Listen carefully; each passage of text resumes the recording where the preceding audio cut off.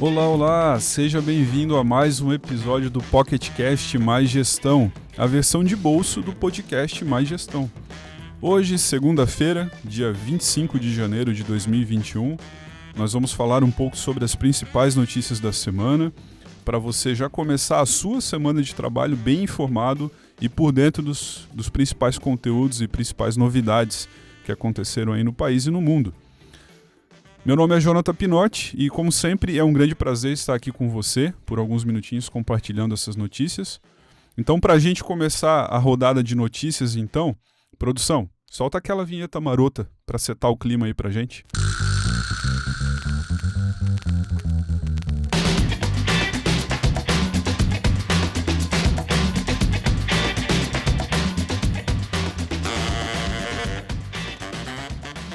Muito bem, a primeira notícia que nós separamos hoje é uma notícia que está lá no site gov.br, que é o seguinte: governo federal lança balcão único para simplificar a abertura de empresas.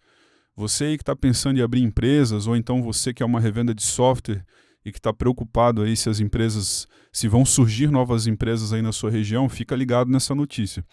O Ministério da Economia acaba de lançar o Balcão Único, um sistema que permite a qualquer cidadão realizar a abertura de uma empresa de forma simples, automática e muito mais rápida. O projeto, liderado pela Secretaria Especial de Desburocratização, Gestão e Governo Digital do ME, foi desenvolvido pelo Serviço Federal de Processamento de Dados, o tão conhecido SERPRO. Esse projeto está sendo implementado primeiramente na cidade de São Paulo e na sexta-feira, dia 15/1, uma semana e pouco atrás, já começou a valer. A próxima cidade que vai aderir a esse projeto de balcão único, de desburocratização para abertura de empresas, será o Rio de Janeiro. Só para você ter uma ideia, você que está ouvindo a gente, antes, para você abrir uma empresa nas cidades do Rio de Janeiro e São Paulo, era necessário que você cumprisse 11 procedimentos. 11 procedimentos, sendo que uma boa parte deles em órgãos distintos. Ou seja, aquela correria em vários escritórios e vários órgãos para você conseguir a documentação necessária para abrir uma empresa. Sabe quanto tempo levava esse processo de abertura de empresas antes desse projeto de balcão único? De acordo com o relatório de outubro de 2019 do Banco Mundial, levava-se em média 17 dias para se abrir uma empresa.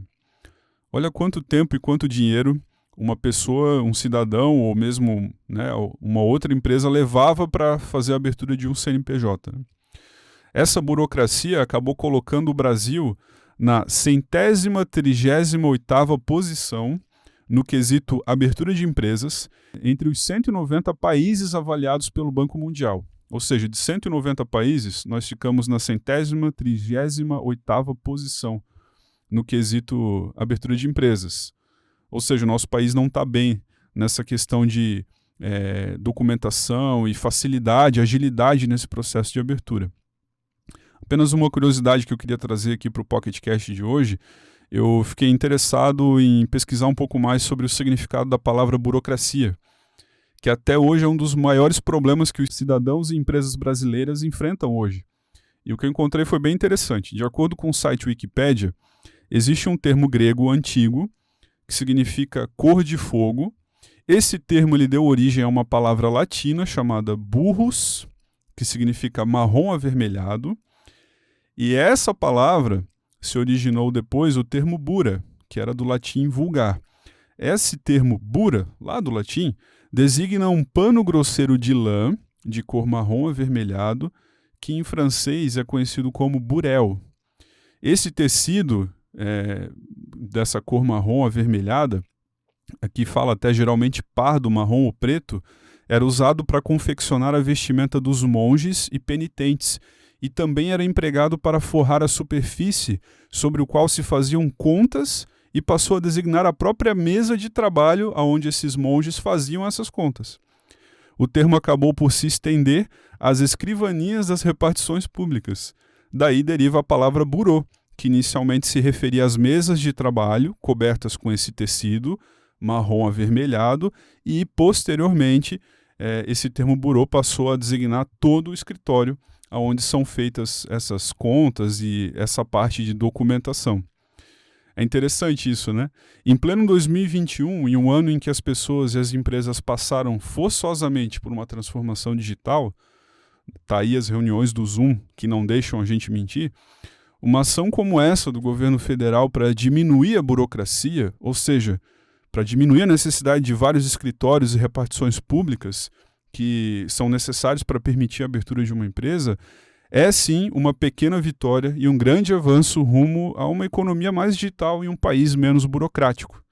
Então isso com certeza é um grande avanço para todos nós que estamos lidando diretamente com essa questão de abertura de empresas ou mesmo para outros negócios que dependem muitas vezes que os seus clientes abram CNPJ.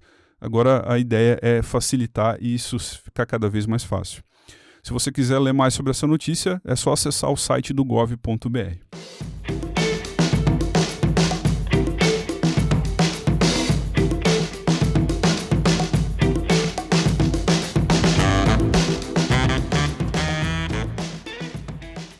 A segunda notícia que nós separamos hoje é a seguinte: fase vermelha, das 20 horas às 6 horas, começa a valer hoje, 25/1, em todo o estado de São Paulo.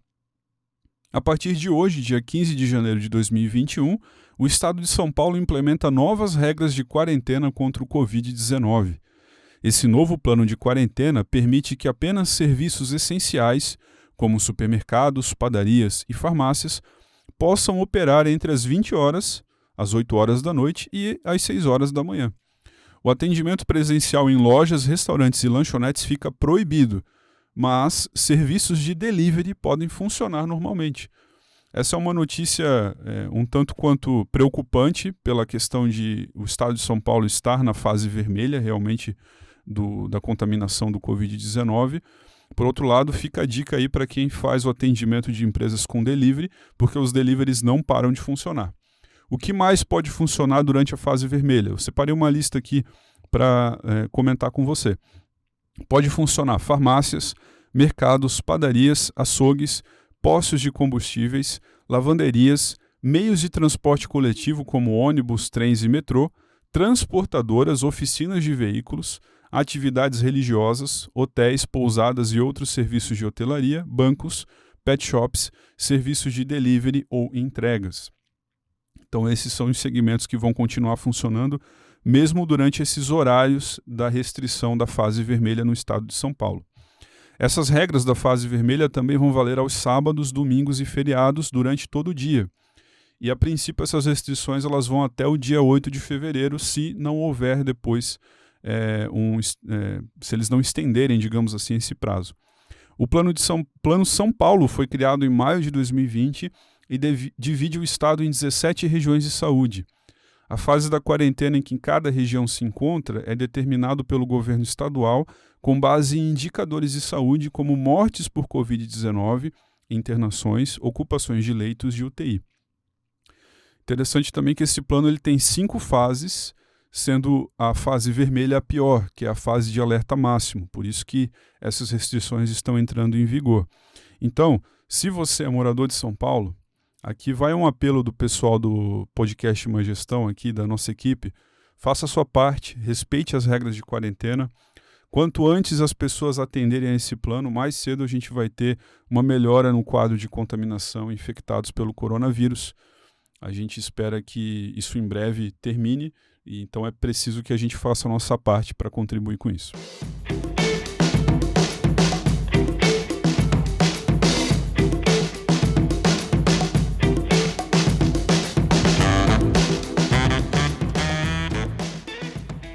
A terceira notícia que nós separamos hoje no PocketCast Uma Gestão para você é uma notícia que está lá no site da Associação Brasileira das Empresas de Software, a ABES. A ABES Academy, setor de educação e formação continuada da Associação Brasileira das Empresas de Software, ela vai promover um curso sobre LGPD, Lei Geral de Proteção de Dados. Você deve estar ouvindo falar bastante sobre esse termo e eu acho que é uma boa notícia aí para você que está procurando se inteirar um pouco mais sobre isso. A Associação Brasileira das Empresas de Software vai iniciar as suas atividades agora em 2021 com uma nova turma do curso online Lei Geral de Proteção de Dados, Fundamentos e Implementação, que vai ajudar os participantes a ter mais informações práticas para a adequação da organização à LGPD, que entrou em vigor em setembro de 2020. Essa capacitação, esse curso online, será realizado em 8 aulas, das 16 horas às 19 horas, dos dias 22 de fevereiro a 25 de fevereiro. Essa é uma turma, e depois de 1º de março a 4 de março, com carga horária total de 24 horas. Então, se você está querendo saber um pouco mais sobre como implementar e adequar a sua empresa LGPD, fica a dica aí de um curso oferecido aí pela Associação Brasileira de Empresas de Software, ou seja, um curso gabaritado, por assim dizer, para ajudar você. Você vai aprender nesse curso sobre diagnóstico, mapeamento dos dados existentes em poder da organização, definição de procedimentos e processos, definição dos responsáveis, governança, segurança da informação e gestão de riscos. Então, se você quiser saber mais, acesse www.abssoftware.com.br.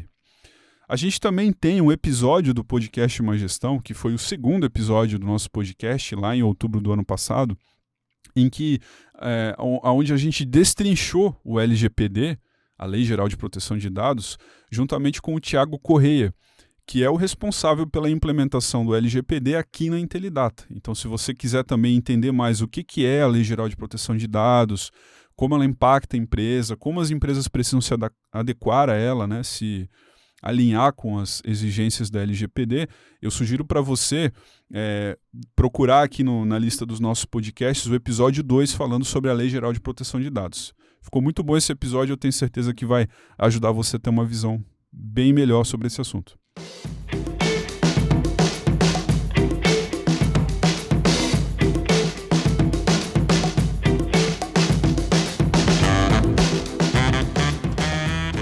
Muito bem, pessoal, essas seriam as notícias da semana. Nós separamos essas notícias que acreditamos ser mais relevantes para você que está interessado no mundo de negócios, tecnologia e gestão, e especialmente para você que revende software, que precisa conhecer um pouco mais sobre o que está acontecendo aí no mundo que impacta diretamente o seu negócio.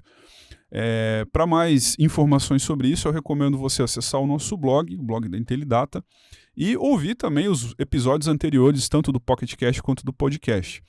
Eu já expliquei isso na última semana, mas vou explicar novamente. O PocketCast Má Gestão é uma versão menor do podcast Má Gestão. Ele é um quadro, digamos assim, do podcast, faz parte da nossa pauta, digamos assim, e ele sai toda segunda às 14 horas. E o objetivo do PocketCast, diferente do podcast semanal, é justamente trazer algumas notícias que sejam relevantes para você. Já o podcast Má Gestão, que é um episódio que sai toda quarta às 18 horas, ele é um tema um pouco mais abrangente. Geralmente a gente traz convidados, e aí a gente acaba discutindo um pouco mais sobre o tema, trocando ideia, trocando experiência, para realmente aprofundar mais sobre os temas que a gente considera relevante para quem precisa se manter inteirado no mundo de negócios, de vendas, gestão, de tecnologia. A gente já falou sobre empreendedorismo, já falamos sobre atendimento, falamos sobre Lei Geral de Proteção de Dados, sobre Pix, a gente falou sobre a Black Friday no ano passado. Então, toda semana a gente traz um assunto novo e relevante para quem está ouvindo aí o nosso podcast. O tema dessa semana, que vai sair na quarta-feira, é o seguinte: vender valor é uma arte? Eu não vou comentar mais nada, eu vou deixar aí como surpresa para você, para gerar uma expectativa. Eu espero que na quarta-feira você também tire um tempinho para ouvir o nosso podcast Má Gestão, que está especial. Tá certo, pessoal? Muito obrigado pela sua atenção, obrigado por ouvir o nosso episódio do PocketCast. Como sempre, é um prazer, agradeço você estar ouvindo e acompanhando os nossos conteúdos e espero você na quarta-feira. Até mais!